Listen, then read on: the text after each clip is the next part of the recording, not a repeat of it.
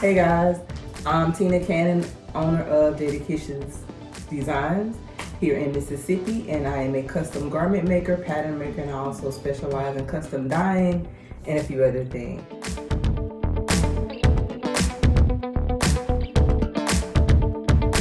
I will be showing you how to take your measurements to start working on drafting a pattern for your A-line skirt.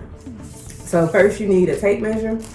This one is 8 yards, but you don't need that much. But any tape measure you can get from Joann's, Walmart, Michael's, Hobby Lobby, few places.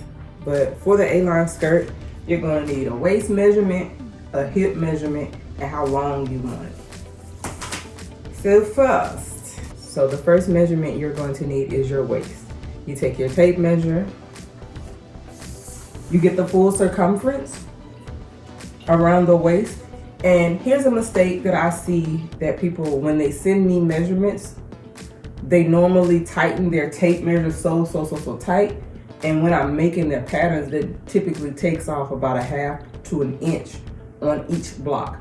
So you do want to have a little bit of leeway, maybe about a finger's width, but no more than that. Because during your cycle or certain times of the month or years, women tend to gain a little bit of water weight or things like that. So you don't want to be so tight that you can't wear it past 6 months, or you can't wear it during your menses, or you can't wear it, things like that. You need the waist measurement for 2 reasons. You're going to need a waistband for your skirt and the top part to see what your number's looking like. So the first number we have is 26. And for the hip measurement, you measure around the widest part of your hips. Because if you just use your waist measurement, you won't be able to pull it up or pull it down. It'll only fit here, it won't fit anywhere else.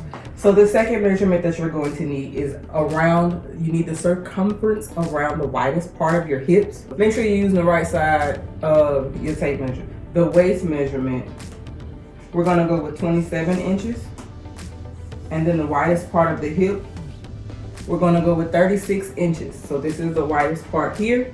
And then now we're going to do the length. So if you're doing a high waist, then you would measure above the dip. Right here is where your natural waist is, right around your navel area. So if you wanted something up here or a high waist, the reason why women wear high waist, women wear high waist things because sometimes they have like that baby kangaroo pouch or just water weight sometimes. And if you have a higher waist band, it gives the illusion that you have a silhouette or a figure by raising the waist as opposed to having it pucker at the bottom. So waist measurement was 27. The widest part of the hip was 36. So I'm going to do my waistband here. And I'm gonna say let's to the floor for this A-line. And then we'll get that measurement,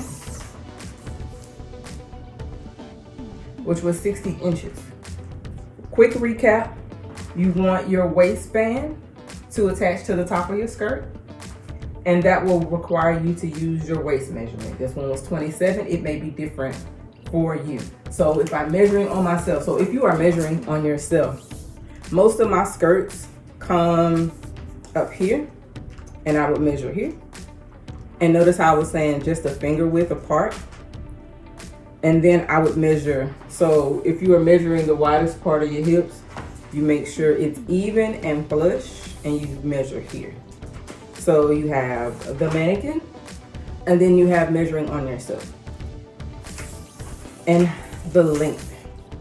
So the A-line skirt, it's typically draped on the half. So if I was actually draping this for a client, I would only use one side because both sides are even, unless I'm making something that's asymmetrical.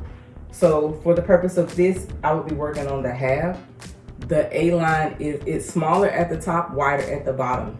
So for this example, this is pretty much an A-line skirt, but people also do slash and spread with their A-line skirts if they want more flounce or volume at the bottom, and then you slash and spread it until you see how much space or how big you want the skirt or how much flow you want. So I hope that helps. If you need more instructions, you can schedule an appointment. Sewing classes are 2 hours for $50, and I am available online and I'm available in person. For more, the website is www.jadedkissesdesigns.com. And again, I'm Tina Cannon, owner and CEO of Jaded Kisses Designs. See you next time, guys.